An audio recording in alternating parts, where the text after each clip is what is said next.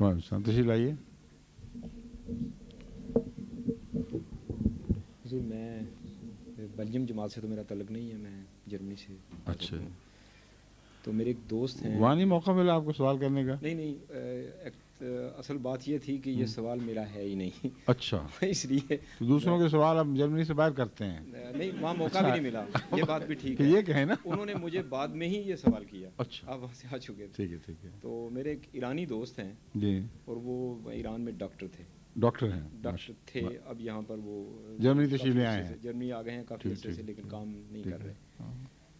تو انہوں نے ایک لمبی وہاں کی جو ظلم اور زیادتی کی داستان ہے وہ آپ کو داستان سنائی تھی، وہ سنائی کہ وہاں مولویوں نے وہ یہ کیا. کرد ہیں یا ایرانی ہیں؟ ایرانی ہیں وہ. ایرانی ہیں. اچھا، اور انہوں نے کہا کہ جی وہاں پر ملا نے یہ کیا ہے، ٹھیک وہ ہے، کیا ہے. بہت زیادہ واقعی خوفناک، شدید ٹھیک خوفناک ہے ہے واقعہ. ٹھیک ہے. میں نے ان سے کہا، اصل میں بات یہ تھی کہ میں نے ان سے یہ سوال کیا کہ میں نے اکثر دیکھا ہے کہ ایرانی جو یہاں پر ہیں وہ یا تو دریا ہو گئے ہیں، اور یا وہ لوگ عیسائیت کا اعلان کرتے ہیں کہ ہم عیسائی ہیں، اور زیادہ تر وہ مذہب کا ذکر ہی نہیں کرتے، دلچسپی کم لیتے ہیں، اپنے آپ کا اظہار ہی نہیں کرتے. تو اس کی کیا وجہ ہے؟ تو انہوں نے جب یہ لمبی ایک کہانی سنا کے مجھے کہنے لگے کہ خدا تعالیٰ سے انسان یا اس طرح آسانی سے بھاگتا نہیں. یہ مذہب انسان کے اندر ہوتا ہے، وہ کبھی نہیں نکلتا. تو وہ کہنے لگے کہ میں نے بھی کئی بار یہ سوال کیا ہے، تم ہی مجھے بتا دو کہ آخر اتنا جب ظلم ہوا ہے تو بے شمار ان گنت بے گناہ تھے، لکھوں کھا لوگ تھے جو بالکل بے گناہ تھے. تو ان کی ماؤں نے بھی چیخ و پکار کی خدا تعالیٰ کے حضور، ان کے بچوں نے بھی کی. تو خدا تعالیٰ آخر کب ان کی سنے گا، کیوں نہیں سنتا؟ یہ سوال ہے. یہ سوال تھا. تو سوال یہ ہے کہ کیا انسان کو اس دنیا میں یہ اختیار نہیں ہے کہ وہ گناہ گار بنے یا نیک ہو جائے؟ یہ اختیار ہے کہ نہیں ہے؟ تو جب خدا نے اختیار دیا ہے اور آزمائش کا دور ہے تو چھینے کیوں پھر یہ اختیار کسی سے؟ اور دوسرا یہ وہم ہے کہ دوسرے سارے معصوم لوگ ہیں. اکثر دنیا جب ساری کی ساری دونوں طرف کی بد ہو جایا کرتی ہے، پھر ایک بد دوسرے پر ظلم کیا کرتا ہے، اور عملی حالت سب کی گندی ہوتی ہے. یہ فرضی بات ہے کہ بڑے بزرگ اور نیک لوگوں پر ظلم ہوئے ہیں. دوسرے اگر وہ حقیقتاً نیک اور بزرگ ہوتے تو اللہ کی آواز پر لبیک کہنے کی جرت کیوں نہ کرتے؟ وہاں جماعت کا پیغام بھیجا گیا، وہاں ہمارے جو مبلغ تھے بڑی تکلیفیں اٹھا کر پھر وہاں سے رخصت بھی ہو گئے. ابتدا کی بات ہے، قوم نے توجہ نہیں کی. یہ ایرانی جو دنیا میں باہر ملتے رہے ہیں، یہ کٹر شیعہ رہے یا کچھ اور تھے، مگر جماعت کی طرف توجہ نہیں دی انہوں نے. تو جنہوں نے خدا کی آواز پہ لبیک نہیں کہا، خدا ان کا نوکر تو نہیں کہ ان کی آواز پہ لبیک کہے.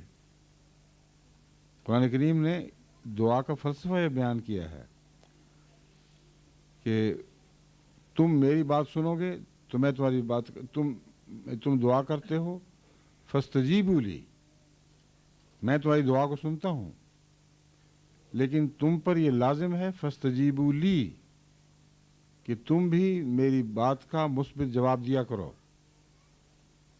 یک طرفہ فیصلے نہیں ہوا کرتے.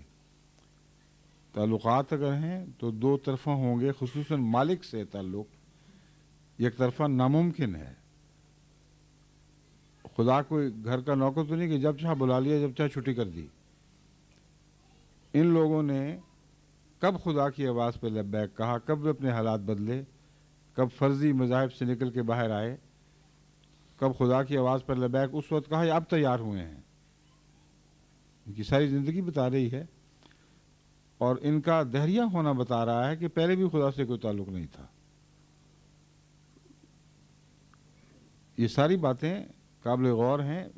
کائنات کے نقشے کو سمجھا جائے، اللہ تعالیٰ نے انسان کو اس کی آزمائش کے لیے اس دور میں آزاد رکھا ہے. جب آزاد رکھا ہے تو اس میں ظلم بھی ہوں گے. ان ظلموں کے نتیجے میں اگر وہ بندے جن پر ظلم ہوں وہ خدا کے بندے ہوں تو اللہ پھر اپنی طرف سے اس کی جوابی کارروائی کرتا ہے، ضرور کرتا ہے.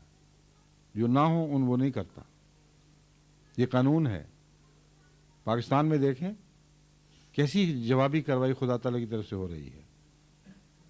जब ये शुरू में इन्होंने जुल्म किए जमात पर, तो वो खुतबा आप दोबारा सुने तो हैरान रह जाएंगे कि किस तरह लफ्ज़न लफ्ज़न वही हुआ है।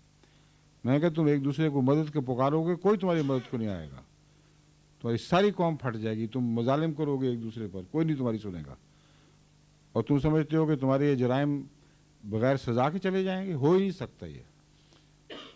वो किसी ने वो दोबारा खुदा सुन के मुझे कहा कि वो हैरान रह गया है, एक एक लफ्ज़, एक एक नक्शा बैन ही उसी तरह हुआ है जैसा कि आगाज़ के खुतबात में मैंने पाकिस्तान को मुतनब्बे किया था। तो हम खुश तो नहीं हैं कि उनको तकलीफ़ पहुंचती है, मगर इस बात का और भी दुख है कि हमारी कौम है जो इस कदर मुसीबत उठा रही है, लेकिन तवज्जो नहीं कर रही। जो जो बातें पाकिस्तान में जमात अहमदिया के ख़िलाफ़ हुई थी वो एक दूसरे के ख़िलाफ़ कर रहे हैं, एक दूसरे को काफिर, एक दूसरे को गैर मुस्लिम, एक दूसरे का अगवा, एक दूसरे के घर लूटना, कत्ल व गारत, और कोई पूछने वाला नहीं। तो ये देखें खुदा दिखाई दे रहा है काम करता हुआ। जहाँ खुदा से ताल्लुक ही कोई नहीं, वहाँ कहाँ खुदा दिखाई देगा। समझ गए? शुक्रिया।